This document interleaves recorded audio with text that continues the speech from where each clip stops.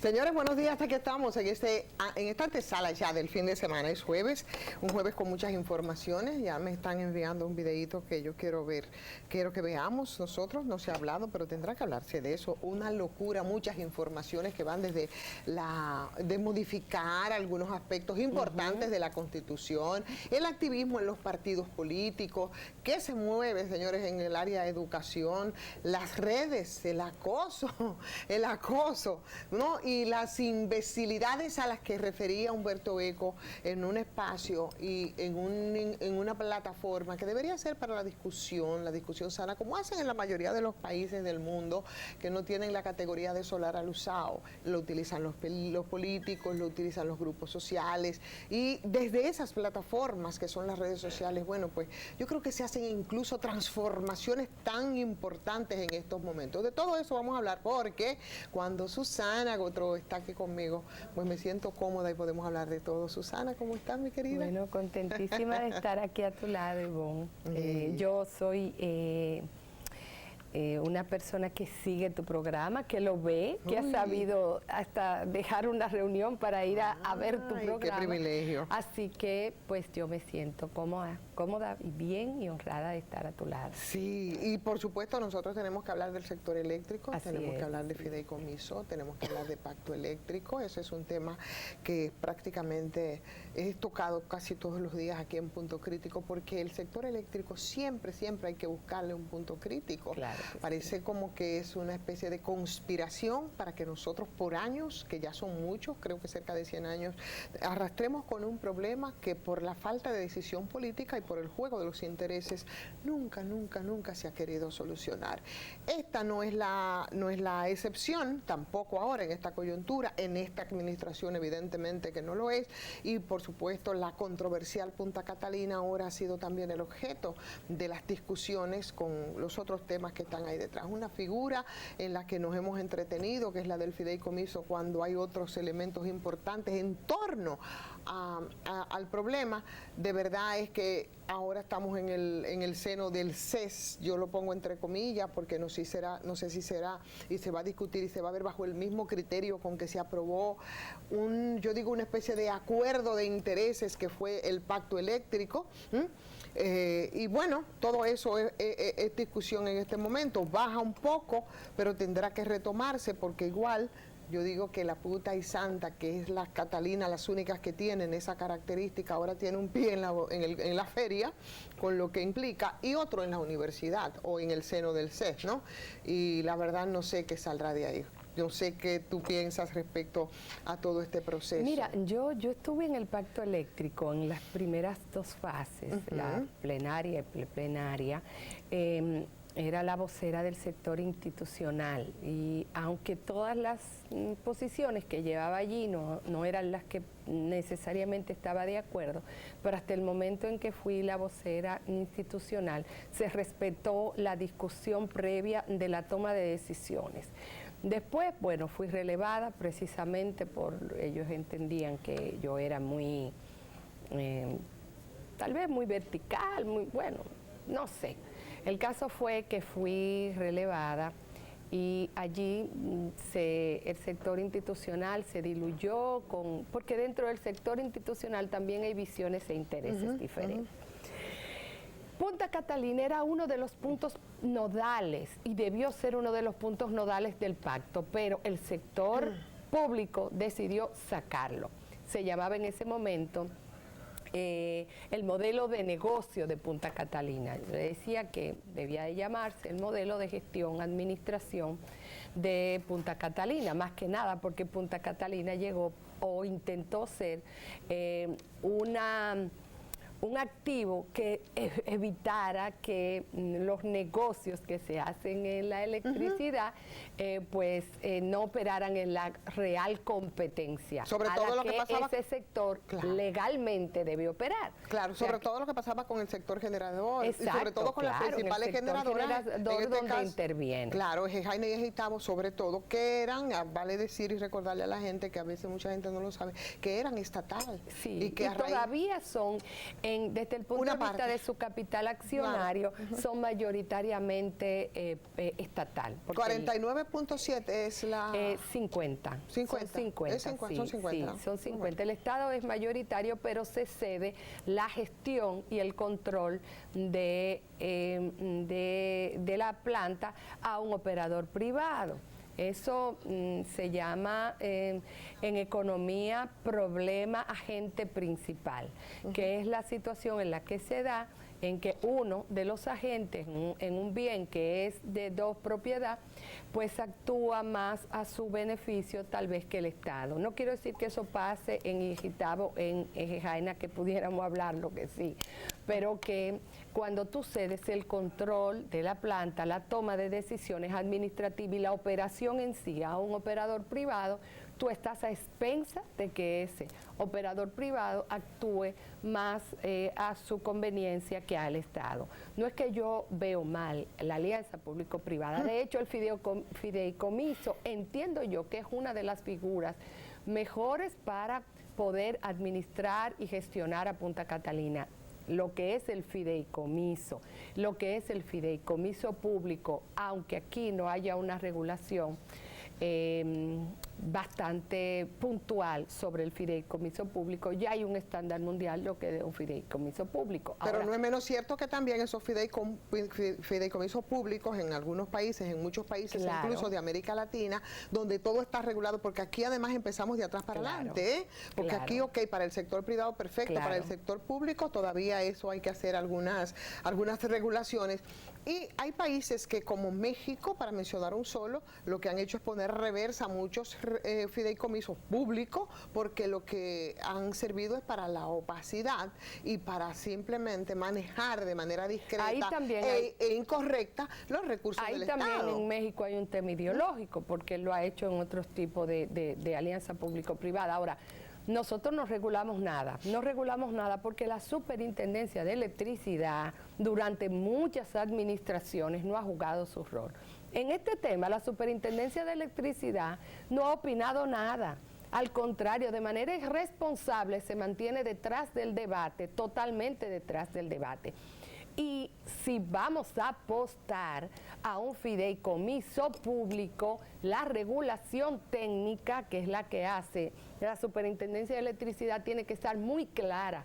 Es más, la Superintendencia de Electricidad debiera de formar parte, o un representante de ello, del verdadero comité técnico, el poderoso comité técnico que ha sido yo fui, y lo digo así en primera persona, pero yo fui la primera que analicé el fideicomiso desde el punto de vista de su contenido, sin irme por un lado, cogí punto por punto y decía, el comité técnico desde el punto de vista de la figura del fideicomiso está desbordando sus funciones y desnaturalizando la esencia del fideicomiso como instrumento jurídico con estándar internacional. Usted podía darle esas funciones, pero no como el comité técnico. Hay gente que dice, ay, le dieron muchas funciones, sí. Ahora hay que averiguar por qué ese comité técnico no quiso asumir como parte o representante del fideicomitente que es el Estado, qué es lo que debieron hacer. Porque dicen, es una unidad auxiliar. Pues entonces tiene que asumir las responsabilidades del fideicomitente. Pero yo creo que nosotros podemos también... Pero entonces tiene lo bueno, pero no tiene la responsabilidad. Pero la verdad es que yo no entiendo ni siquiera por qué el fideicomiso, en el caso de Punta Catalina, tampoco entiendo por qué las compañías por acciones, que fue lo que había propuesto en la administración pasada, ellos decían que habían dos salidas, no lo entiendo. Primero, tomando como punto de partida cuáles fueron las razones con las que se justificó la construcción de las plantas de carbón de Punta Catalina, que en sí mismas no son malas, si se hubiesen hecho realmente en el sentido de que debieron realizarse, que es, y es verdad, que desde el sector generador privado, bueno, pues ha sido un negocio bastante desleal respecto al Estado. Ok, pero eso todo se cayó. Significaba entonces que Punta Catalina bajo ningún concepto o sea, siempre debió mantenerse estatal. Ahora bien, ¿por qué entonces, después que tenemos... Se puede, Ivonne, pero hay, pero hay que cambiar el ordenamiento Pero no jurídico. solamente se puede, es que aquí se ha demostrado que se puede. Y lo que ha ocurrido, por ejemplo, con las hidroeléctricas, o sea, han sido bastante eficientes, no han tenido absolutamente nada que ver ni con fideicomiso, ni compañía. Bueno, yo ahí te digo, Ivonne, si las hidroeléctricas, si vamos bien a la operación y al beneficio de las hidroeléctricas, te digo que no tenemos cómo compararlo con otro tipo de gestión, porque las hidroeléctricas no han recibido el dinero que deben de recibir por ejemplo, regulación de frecuencia, no se les reconocen sus costos de producción, porque el costo del agua tiene un costo cero. Hay muchos temas ahí, lo que pasa es que no podemos comparar. En general, las hidroeléctricas yo creo que, y se han mantenido, y es lo único que tenemos en el sector eléctrico, pero totalmente a lo mejor estatal. En un modelo de gestión no solamente tan público, donde las afectaciones que le han hecho a las hidroeléctricas no se están, o el beneficio que han tenido para los privados cuando ya intervienen en el despacho, bueno, es un tema tal vez muy técnico. Lo que te quiero decir... Es un tema muy técnico, pero también es un tema de manejo y de manejo de recursos, porque veíamos por lo menos, al menos las argumentaciones... Sus administradores no reclaman igual, porque son públicos. Entonces, yo no estoy totalmente en desacuerdo con la intervención del sector privado y mucho menos en la generación. Yo entiendo que el Estado, en la generación... sentido a lo que fue lo que inicialmente se dijo respecto a Punta Catalina, si era para nosotros distanciarnos del sector privado, porque porque la verdad el Estado se colocaba en desventaja. Entonces, ¿por qué? Que nunca se ha dicho la verdad. Entonces, Punta Catalina entonces, se construyó para tratar de evitar las distorsiones de posiciones dominantes que tenía el sector privado. Entonces, el Estado debió de decir, yo voy a construir la planta porque no hay suficiente incentivo o interés del sector privado en meterse en una inversión como esta, y después voy a buscar un modelo de gestión, de administración, como de siempre, gestión. claro, como siempre ha ocurrido entonces con el sector eléctrico. Aquí tampoco las cosas estuvieron claras, porque si hubiese sido de buena fe, había una propuesta que salía menos costosa. Tú recuerdas aquella propuesta de cuando Celso Marrancini, aparte de las críticas que se pudieran tener respecto a una gestión que a mí me pareció que fue pésima, ¿no? Pésima, y eso lo podemos discutir. ¿Por qué no se tomó entonces esa iniciativa que ya estaba avanzada? Lo que pasa es que en el caso de Punta Catalina, cuando tú lo pones en contextos, entonces tú empiezas a desenmarañar una serie de situaciones que dejan muy claro cuáles eran las verdaderas intenciones en este caso. Mira, yo soy más neutral ahí. Yo estaba adentro y yo sé que en el momento en que se construyó Punta Catalina no había posibilidades de construir una planta gas. Yo sé en la modalidad de los contratos de provisionamiento del gas, cómo nos obligábamos a hacer una infraestructura de transporte del gas. Yo creo que los países se van desarrollando con las condiciones que tienen. El carbón no es lo mejor. Ahora, al nivel de nuestra economía, de nuestro desarrollo, creo que una planta de carbón era lo que nos correspondía en ese momento, y creo que no fue una mala decisión. Y sé que había muchas promesas que simplemente eran promesas, y que a veces lo vemos a la distancia. Ahora, que hay que hacerle su auditoría financiera para determinar si hubo o no sobrevaluación. No debimos esperar este momento, porque el gobierno que está de turno estaba desde la oposición denunciando sobrevaluación y mal manejo de esa planta. Entonces, lo primero que debió hacer es esa auditoría. Y voy a revelar algo. Yo sé que hay una auditoría ya bastante avanzada. Hay más de una auditoría, porque hay una auditoría también. No, yo hablo de la financiera, no hablo de la técnica operacional. No me refiero a esa, de la que salió incluso una publicación preliminar. No, yo me refiero a una auditoría financiera. Claro. Hay una auditoría hecha, pero fue una auditoría acomodada, para no decir maquillada. Y tú recuerdas... No me refiero a la de la pasada administración. Yo me refiero a la de la... No, ahora también, en esta, bueno, no sé, yo no tengo el dato de que hay ya... Bastante avanzada hay. Ahora, se necesita una auditoría con la oficialidad de la Cámara de Cuentas y creo que esta administración debió, llegando a solicitarle a la Cámara de Cuentas esa auditoría, porque es uno de los bienes, uno de los activos más onerosos, o vamos a decir más caros que ha construido el Estado déjalo ahí en dominicano. oneroso y podemos hacer la discusión, aunque yo sé que tú mantienes una posición mucho más neutral, porque no sé, probablemente por los vínculos que tenía con la pasada administración, pero sobre todo con el sector y además por lo que han sido pero gracias a Dios, en Punta Catalina no tuve ninguna participación. Y además por lo que ha sido tu posición respecto a eso, y de igual manera yo que vengo bregando con el tema desde la denuncia documentada, como obliga el rigor periodístico sin tener vínculos políticos partidarios,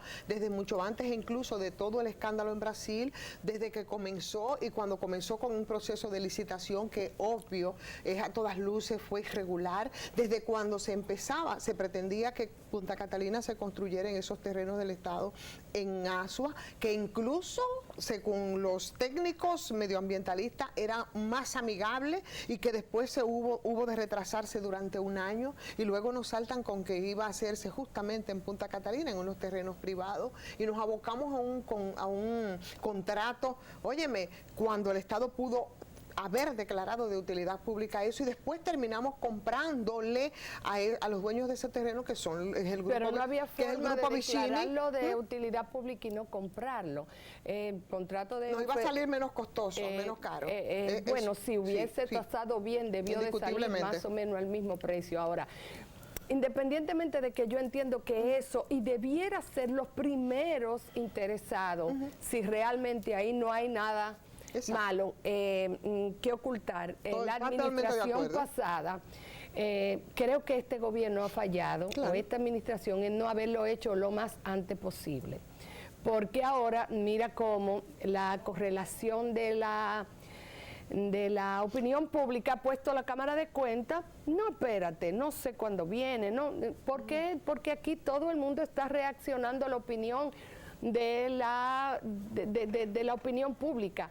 Señores, cualquiera tiene derecho a solicitarle a la Cámara de Cuentas su intervención, y mucho más en un activo de esa naturaleza. Claro, totalmente de acuerdo contigo. Debió comenzar la cosa por ahí. Ahora, lo que yo no puedo desvincular ni exculpar acciones, o sea, lo que implica, porque el asunto es que nos llama tanto la atención respecto a Punta Catalina por lo que ha implicado, por los cuestionamientos del que ha sido objeto.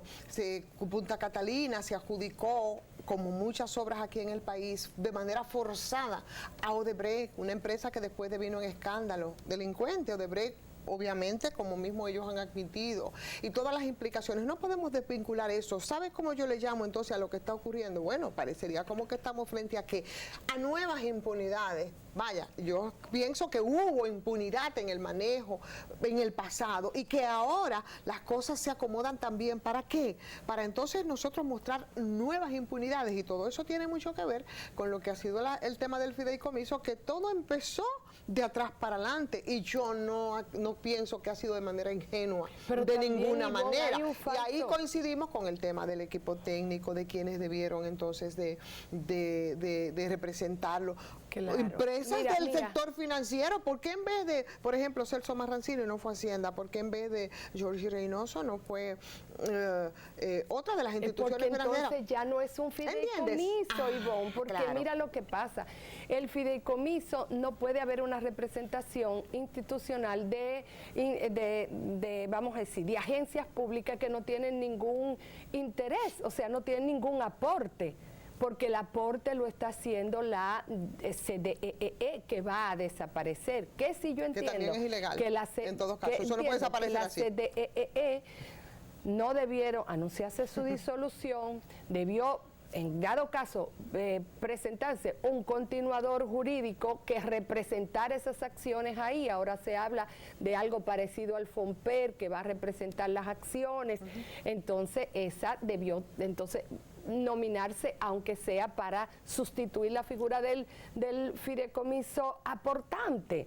que tiene que ser una entidad con la capacidad de hacer la supervisión a ese comité técnico que coge todas las decisiones, porque resulta que las coge todas, financiera, administrativa, técnica y de todo. Y de manera unilateral, con unos poderes extraordinarios. Y no va a tener un supervisor, porque la CDE que aparece firmando el contrato no va a existir, está en disolución. Pero óyeme, ese es otro tema, es que por donde quiera que tú hablas, señores, del tema eléctrico, tú te encuentras situaciones, porque la CDE que va a desaparecer, ¿cómo va a desaparecer la CDE? Por un decreto, porque esa es una discusión que está pendiente. Sí, la CDE no puede desaparecer por un decreto. Legal. ¿Entiendes? Legal, jurídica. Entonces, ni desde el punto de vista jurídico, ni desde el punto de vista de la racionalidad institucional, porque nuestro ordenamiento administrativo tiene principios, o sea, hay principios para que exista o no exista una institución.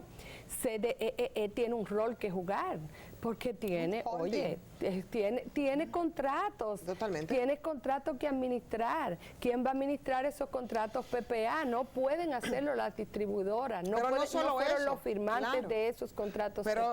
Pero no solo eso, sino que es que tú no puedes con un decreto desaparecer. Exacto, por eso te digo, desde el punto de vista legal tú no puedes desaparecer, pero además la ley así mismo lo dice. Las entidades públicas se forman por ley y las que las suprimen tienen que ser igualmente por ley y motivados. El asunto es que ahora, pero tampoco racionalmente, funcionalmente convendría la desaparición de CDEE. Yo no estoy totalmente de acuerdo al fideicomiso, porque aunque la gente no lo sepa, transfiere en principio la naturaleza del instrumento jurídico, es menos despojatorio que una empresa pública, como la gente piensa, con inversión abierta, que es lo que ha estado planteando el señor Peregrín, que ha dicho, bueno, vamos a hacer una empresa pública que se permita inversión abierta y que vengan los tenedores de la diáspora, la problema no es la cantidad de inversionistas, sino el control que tenga el Estado. Si tú estás cediendo 49% a 200,000 personas, como si se la está cediendo a 2 o 3, la participación es accionaria. Al contrario, va a pasar como... Tú sabes que las EDES tienen inversionistas, accionistas de los antiguos empleados de CDE. Esa gente no decide nada, pero además, ni se le da rendimiento ni nada. Pero claro, pero bajo control de quién es que tienen que estar, por ejemplo, las empresas de generación estatales. Es la sede, en este caso Punta Catalina. Debieran estar. Es la sede, y en tanto se negocia Punta Catalina, a quien se merma, es a la sede. Aquí se impide la integración vertical. Las EDES no pueden estar ni participar en actividad de generación. Entonces, o nosotros cambiamos nuestro ordenamiento No, pero aquí jurídico, el cuento ha cambiado tanto que no solo pueden estar involucrados, sino que venden. Y eso es imposible. Eso ¿entiendes? Compran y venden. Exactamente, y eso es totalmente ilegal. Y no solamente a los usuarios regulados. Así no solamente a los usuarios regulados. Es un tema. Que ahí se pudiera, no regulado, perdón, que ahí se pudiera entender un poco, pero bueno. Y hacen pass-through y hacen muchísimas distorsiones de la cadena. ¿Por qué? Porque no tenemos un regulador que sirva. En este esquema nadie piensa en la superintendencia. La superintendencia de electricidad está apoltronada allí, todo el mundo opina sobre temas de regulación, de normalización, de fiscalización, y ellos se sienten totalmente ajenos a esa discusión, cuando ellos debieran de decir qué se puede y qué no se puede del marco legal, jurídico que nosotros no hemos dado. Yo me pregunto, además de lo de la superintendencia, también, ¿cuál es el papel que juega el pacto eléctrico? ¿Qué es lo que le da sentido? ¿Para qué el pacto eléctrico? No se supone que desde ese ámbito, desde ese ámbito no es que se deben trazar las políticas del sector. Claro. Así debió ser antes, así debe ser ahora, pero nunca ha sido así, porque ni siquiera Punta Catalina, lo que se está haciendo debió discutirse en el seno del pacto Sí, eléctrico, y pero es que al final del día no tenemos afuera. pacto eléctrico. Yo digo que ahí hubo un acuerdo para preservar intereses de gente vinculadas al sector. Susana, tenemos que ir a la pausa. Oye, ya. Venimos de una vez, tenemos el video, señores, para que ustedes vean las pifias. Sí. Yo no quiero pensar que es una pifia, pero es algo que debe aclararse. Sí.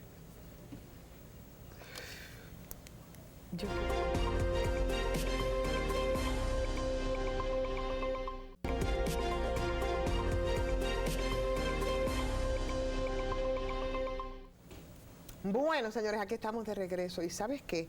El tema de las bancas de lotería, que por cierto tienen su espacio y su bancada en el Congreso, porque ya eso se ha legitimado de una manera, después de que ha sido objeto de tantos escándalos, Susana, yo no sé si tú recuerdas, un escándalo que había aquí con unas empresas que se llamaban Dream Casino Corporation, ¿tú recuerdas todo el escándalo? Que vino con un grupo de personas, lo recuerdo muy bien porque lo trabajé como trabajo de investigación desde el desaparecido 7 días, porque eso implicó muchos escándalos y mencionó algunas instituciones. Dice pues inició una acción y no sabemos en qué ha quedado. No, eso se quedó ahí un poco en el limbo, que involucraba incluso a gente que después terminaron incluso ocupando una bancada en el Congreso de la República y que estaban vinculados a todo eso, porque eso es este país. Y eso comenzó cuando Peñaguaba estaba ahí al frente de la lotería, cuando estaba el Gordo Iberoamericano, se hizo unos acuerdos y eso vino y eso terminó. Lo más suave que pasó ahí fue que aquí en un hotel muy reputado del Malecón, que también había una... ¿Tú sabes quién legitimó esas bancas de lotería? Claro. Entonces el presidente, el entonces presidente, compañero de sed. Bueno, el entonces presidente Leonel Fernández de ese momento, por no aceptar eso. Así es. Yo recuerdo que le había dado un poder especial para que a través del Gordo Iberoamericano funcionaran entonces los Dream Casinos aquí. Yo revisando en estos días que estoy ahí un poco ordenando mis archivos, me encontré con ese poder del expresidente entonces. Pero bueno, el asunto es que lo más suave que pasó fue incluso hasta tiroteos en un hotel aquí en el Malecón y todo eso. En conclusión, hubo, bueno, por supuesto, una reacción de las bancas de apuestas. ¿Qué es lo que menciono esto así? Pero lo que quiero referir es las implicaciones que tiene el tema aquí de la banca de apuestas. Total, inversamente proporcional, señores, a lo que es la gente, porque está muy vinculado al tema de la pobreza y la preocupación de cómo se ha ido legitimando, incluso hasta en el Congreso con representación, la gente lo dice un poco en serio, en broma o de manera despectiva, con riferos que ocupan curules, pero el asunto es mucho más que eso. Un lavado político, porque ahora, antes por lo menos... como que había esa reticencia, mira, son banqueros, no, ahora son personas prestantes. Son personalidades, y porque son han acumulado representantes de intereses. Claro, porque han acumulado, por supuesto, sectores con representados. Esto. Claro, y yo recuerdo que cuando, después del escándalo, claro, porque vamos directo a la lotería, a la administración, al administrador que fue parte de este gobierno, que por cierto, él y otras personas guardan prisión por todos esos manejos, porque hay contubernios, ¿no?, en todos los niveles con todo eso. Y hablaba el que es actual administrador de la cantidad de bancas de apuestas que hay y las que están legalizadas o reconocidas, que no es más que es un 30%, o sea que hay un 70% que hace negocio. Que opera con un mismo permiso y algunos sin ningún permiso. ¿Entiendes? Operan como les da la gana y hay esa lotería que por supuesto funciona con el dinero que pagas tú, que pago yo y que pagamos todos los dominicanos. Los escándalos han sido muchos, los acuerdos son mucho más, las pifias, óyeme, no nos trascienden y justamente en el día de ayer, voy a agradecer que me enviaron el video. Nosotros veíamos, ¿te acuerdas lo que llevó a las actuales autoridades a la cárcel? El bolo 13. Ah, bueno, pues ahora hay un 54 que vimos ayer que está de lo más raro. Y yo quiero poner, que si ya está listo, nos deja, nos dice, ya está listo. Vamos a ver, mire, póngale audio, por favor, para que la gente escuche y ustedes vean cómo él saca un bolo, lo entra y vuelve y saca otro como que es como si nada. Chequen ustedes. Vamos a ver. Procedemos entonces.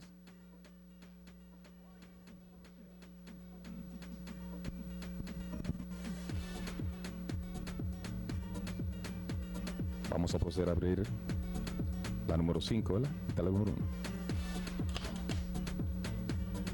El globo A.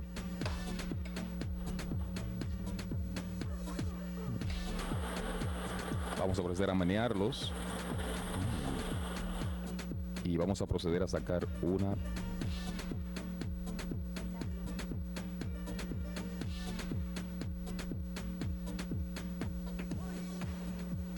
Seleccionamos el primer premio y es el bolo número 54.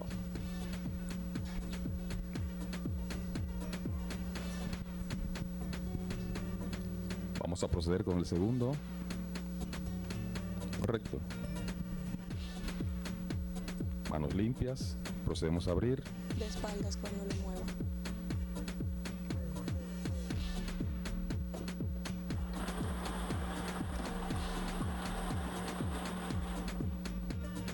Procedemos a sacar una. El bolo ganador del segundo premio es el número 12. Entregamos.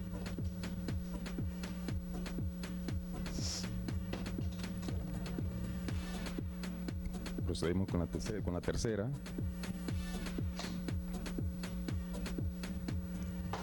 Manos limpias.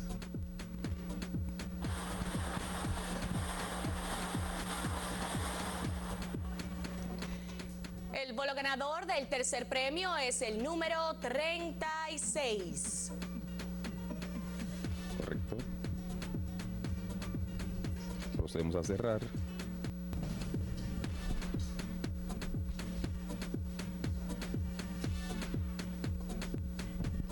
Bien, en estos momentos vamos a proceder a certificar cada uno de los eventos acontecidos en este lugar con las urnas correspondientes. Procedemos entonces.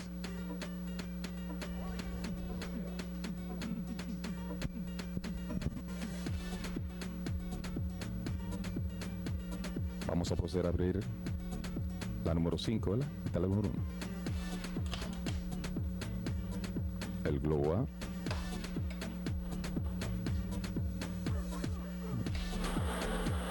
Vamos a proceder a menearlos. Y vamos a proceder a sacar una.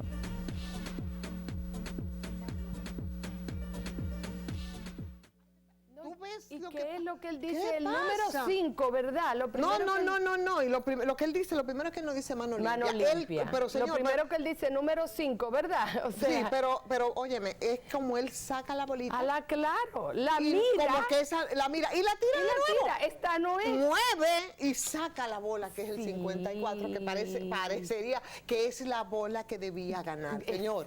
Pero eso es escandaloso. Exactamente. ¿Tú crees que ese eso- es peor que el otro? Porque el otro por lo menos intentó esconder la bola en su mano, la joven. Exacto. Pero este no está a la clara, no, Entonces- esta no es. Entonces, es entonces yo esta. creo que eso de Es verdad, mira, no. increíble, Cuando él va a tomar entonces el bolo para el segundo, él dice manos limpias. Manos limpias, Fíjate la que primera vez no dice manos no limpias. dice mano limpia. Lo que dice Pero es se el ve- número 5, ¿verdad? A lo mejor es, fíjate Exactamente. tú que tú vas a ver un 5 con, no sé, un 4 y lo sacó. Entonces, Y es un notario, señor. es un notario, entonces yo pienso que eso no va a pasar como sin pena ni gloria. No. Eso ocurrió no hace meses, eso ocurrió ayer. Ayer. No, ese sorteo debe ser, lo primero que te voy a decir, este sorteo debe ser anulado, empezando por ahí. ¿Entiendes? Debe serlo. Anulado. Entonces, pero además de ser anulado, señor, pero eso A él, también tiene que tener empezando consecuencias. por ahí, no, ese Empezando señor por ahí. tiene que ser investigado. Porque él cogió él la es bola. notario. Todavía él tiene más responsabilidad que los locutores que estaban haciendo eso. Él sí sabe que tiene fe pública, Claro. cómo debe proceder. Él fue no solamente a certificar, que estoy totalmente en contra de que el notario sea el que saque el bolo. El notario está para certificar Que el bolo es acciones correcto. de operación ¿O no? que haga. Él está ahí comprometiendo doblemente su responsabilidad. Él es ejecutor de esa extracción del bolo. No debió hacerlo. Él está para mirar, para Claro. certificar lo que otro haga.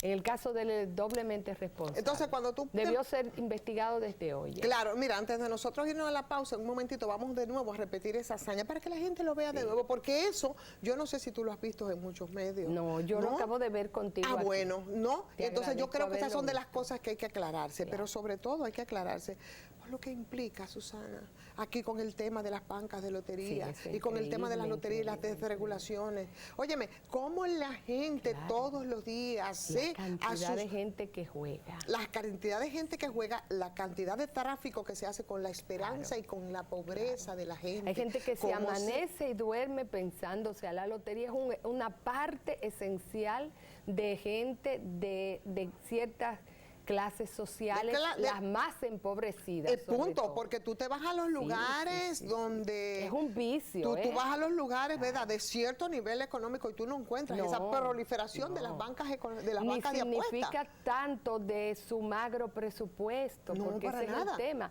Hay gente que está bajo ese vicio empobreciéndose porque vive para jugar. Entonces, ese vicio que es inducido además por un grupo de Claro. farsantes y de bandidos que han hecho negocios con el tema de las bancas, que además no están reguladas la mayoría, Claro. ¿eh?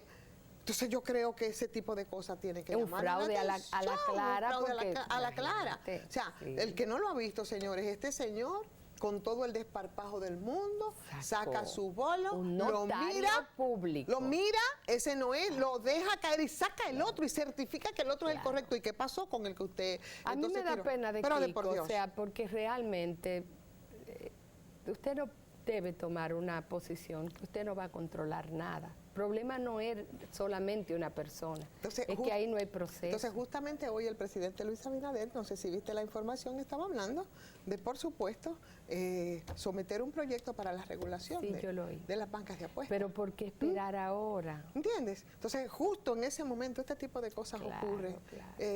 Cuando él había dicho que iba a suspender los sorteos porque es un acuerdo, o sea, la lotería ahora mismo tiene una lotería propia y lo otro sirve para legalizar los sorteos de otras loterías. No sirve nada, no es reguladora. La regulación, si es que hay una, que lo que hay es una permisología, está en manos del Ministerio de Hacienda, que ahí hay mucho Y que ni qué cortar. decir lo que es Voz Populi respecto a que también se este tipo de venden todos negocio los permisos. se utiliza, atención, ¿no? La ley de lavado. Claro, ¿Tú entiendes? sí, Para lavado claro. de dinero Así ilícito. es, Eso así aquí, es, los de los así renglones es. que se señalan, Claro. están, por supuesto, el sector de las bancas de Claro. lotería, como algunos La sectores construcción, algunos inmobiliarios, la diversión con las discotecas y ¿Entiendes? los bares.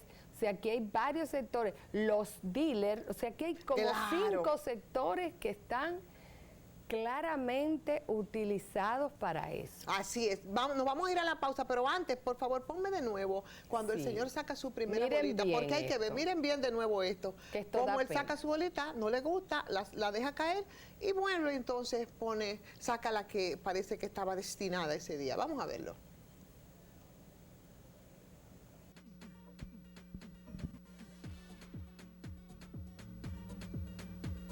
Vamos a proceder a abrir la número 5, ¿verdad? Está la número 1. El globo A.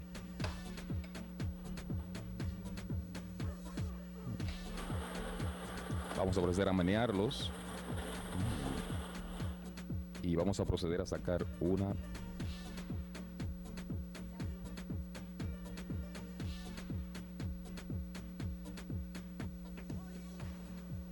Seleccionamos el primer premio y es el bolo número 54.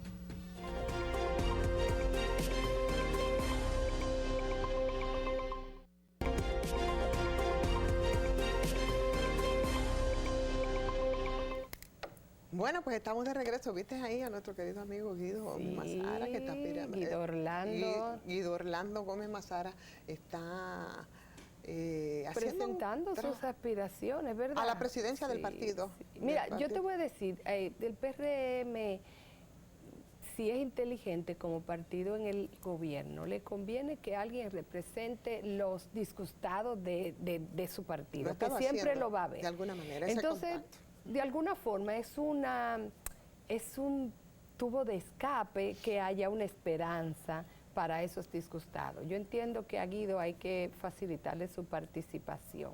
Es de inteligencia mantener la posibilidad de que alguien encarne esa visión del Partido Revolucionario Moderno, porque si tú la cierras, ¿qué hace esa parte? Y además yo creo que se va al partido de oposición. Oye, No, y eso lo vimos en el partido de nosotros. Sí. Lo vimos en el PLD, al que yo pertenezco, aunque estoy ahora como una estoy como invernando, pero realmente lo vimos cuando se presionó mucho a la facción que no era la mayoritaria o la que controlaba a Danilo Medina. Se dividió el partido. Usted dirá, los partidos en el gobierno no se dividen, pero se fraccionan. Porque el fraccionamiento, la fracturación del Partido de la Liberación Dominicana fue en el poder. Sí, entonces, pero eso venía desde hace mucho tiempo atrás. ¿Y qué ocasionó? ¿Qué ocasionó? La salida del poder, entre otras cosas. Entonces, es bueno mantener el equilibrio de las fuerzas, que se puedan y tengan representantes para expresarse todas las corrientes de un pensamiento de un partido. Sobre todo por lo que está ocurriendo, yo creo que los partidos políticos aquí en República Dominicana no se pueden poner de espalda a los fenómenos continentales, a lo que está ocurriendo en la región. Si tú te das cuenta y hacemos una mirada de países que eran como Chile, por ejemplo. Óyeme, Chile era el ejemplo de lo que son esas políticas neoliberales y bastó... Y de consensos y de mínimos. consenso, y de consolidación incluso económica, y bastó que un grupo de muchachos se fueran a huelga por un tema de un pasaje para que brotaran 30 años de disgustos, de inequidades, y eso en 2019, que solamente lo frenó lo que fue el tema de la pandemia, hizo un efecto dominó en otros países de América Latina, y cuando tú te pones a ver la recomposición de lo que está ocurriendo, tú te das cuenta, tú ves lo que pasó, por ejemplo, en Brasil, el tema de Honduras, y no las elecciones que tenemos ahora de Colombia y de Brasil también. Y no es solamente la alternancia o el cambio en el poder, es lo fracturada que están esas sociedades. Chile era ejemplo de acuerdos mínimos en algunos puntos. Claro. Donde oposición y gobierno se ponían de acuerdo en que ahí nosotros necesitamos un acuerdo y tenemos que pasar esa política. Hoy Chile está en las antípodas, o sea, si bien ganó una facción, la otra está sumamente opuesta y en desencuentro, o sea, ahí hay un antagonismo grande. Pero, y eso pasa cuando no se permite que se expresen voces disidentes. Claro, pero Susana, hay un hecho cierto, y es que estos partidos, si nosotros todavía nos movemos en medio del tradicionalismo o el partidario, hay que cambiar las formas de hacer política. Claro. Y ahora mismo yo creo que hay una brecha bastante amplia para incluso nuevas organizaciones, nuevas propuestas, entonces las que están, y si nos ponemos a analizar cada uno y su situación en estos momentos, bueno, nos vamos al tuyo, a tu partido, que es el PLD. Ahí hay situaciones bastante complejas y complicadas, pero en el partido oficial, el PRM, que está padeciendo ese fenómeno que yo creo que es casi natural, ¿no? Cuando se va al poder y se abandona un poco el partido. Esa conexión que ha estado haciendo Guido con las bases medias y bajas del partido, yo creo que es importante en términos de cohesionar y de consolidar. Y de contener. Entonces, o sea, yo le estoy diciendo una parte práctica. Él contiene esos disgustados con una esperanza de que él pudiera llegar a la presidencia. Date cuenta que es lo que está aspirando a la presidencia del partido, no a ser ministro. Claro. Entonces alguien tiene que encargarse del partido. Entonces, independientemente que Guido gane o no gane, o sea, yo no estoy haciendo una promoción de Guido, sino de la importancia que hay de que hayan dos posiciones diferentes y que los disgustados o los que entienden que no han sido tomados en cuenta tengan una esperanza, porque si no se van a ir a la oposición. Claro, y aquí no podemos negar, señores, el hecho de que no solo los partidos, el liderazgo político no le gusta que se lo digan, pero es la verdad y hace tiempo que eso ocurre. Aquí tenemos crisis de los partidos, tenemos crisis de alternativa, tenemos crisis económica, pero sobre todo tenemos crisis de alternativa. ¿Okay? Entonces, por la estafa. Por favor. ¿Tú sabes cuál es la estafa? Y es que tú duras años y años en un partido político trabajando una visión, sacando la cara por ese partido político, el partido gana, inclusive sus políticas a veces son muy alejadas de lo que de la visión que tú entendías que era tu partido y por la que tú habías militado de manera entusiasta. Y los actores también que van a ejecutar esas políticas son extraños a ti, entonces tú dices, me han estafado. Claro. 20 años, 15, 10, 5, hay más, aún no siendo tú militante, pero tú habiendo sido allegada al partido tú dices, oye, pero yo defendí esta opción porque entendía que la otra había que desalojarla por esto y por esto. Y ahora llega esta y hace o lo mismo o no hace lo que prometió, me estafó. Así es. Susana, se acabó el tiempo. Se acabó. Porque yo te dije que tú tienes que venir, Claro venir mucho que más. sí, Así es claro que que gracias de verdad por acompañarme en el día de Me hoy. siento Siempre cómoda, muy, muy bien. grato conversar Y contigo. tengo ese reventado el celular de quien te estoy mirándote con mi voz. ¡Anda! ¡Qué bien, señores! Gracias, Susana, de verdad, y gracias a ustedes. Ya ustedes saben, esto lo subimos a la plataforma de YouTube. Ustedes lo ven más detenidamente. Así es que mañana, que es viernes, nos reencontramos en este punto crítico que terminó siendo entonces la situación de los partidos políticos. Un tema para discutir, sobre todo desde el liderazgo de los partidos políticos, definitivamente. Hasta mañana.